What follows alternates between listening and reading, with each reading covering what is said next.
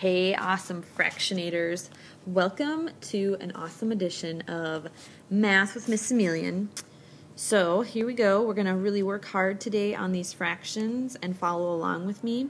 Make sure you're in a nice quiet place where no one can bother you. And you have a piece of paper next to you so you can try a few problems at the end. Make sure that you remember you can always rewind and rewatch videos to make sure you really get it. Here we go. What's our goal today? We want to be able to convert between mixed numbers and improper fractions. And you might be saying, what? What's a mixed number and an improper fraction?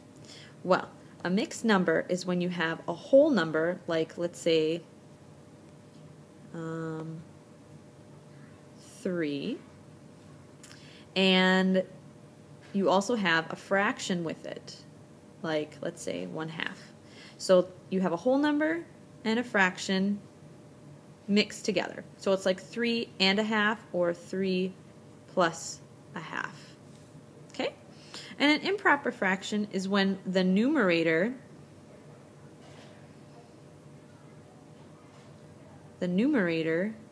is larger than the denominator.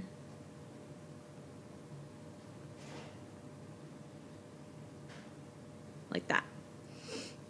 So we need to be able to convert back and forth between these when we're doing math and when we're doing measuring and all different kinds of things. Here's my first example, 1 and 1/6. So I drew a little pie shape here. Now this 1 whole is the same as 6 sixths, because if you count 1, 2, 3, 4, 5, 6, you have 6 out of 6. And then you have another sixth. So what is that all together? You guessed it, we have 7 sixths. Now, the denominator always stays the same because we have the same equal parts. Here's another example. Here's 2 wholes and a third. Well, 2 wholes is the same as saying 3/3 is a whole and another 3/3 is a whole. So this one and this one is the same as saying 2 wholes. So we can record it this way or we can record it as a fraction. We're putting it into fraction form so that we can make it an improper fraction. So if we have 3/3 plus another 3/3 plus this little guy 1/3, how much do we have now? Remember, the denominator stays the same. How many thirds do we have? 1, 2, 3, 4, 5, 6, 7 thirds. Here is an easier, faster way of doing it. If you'll notice, the last way looks like repeated addition. Now I'm going to teach you another way without using pictures. Let's say we have 3 wholes, but we want to put them in terms of fifths.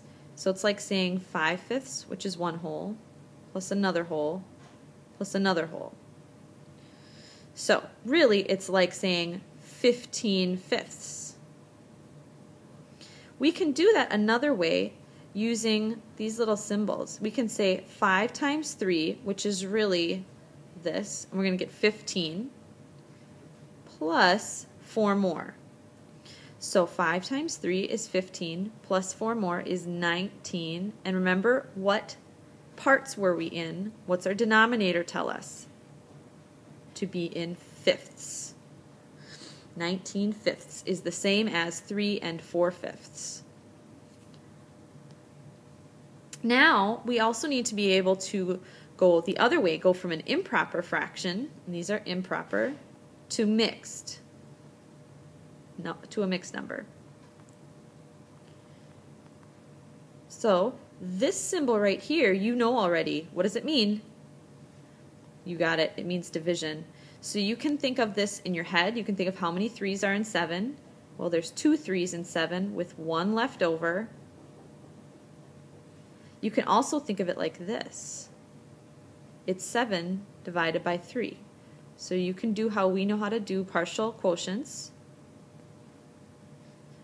You have 2, which we recorded right here, with the remainder 1. Oopsies.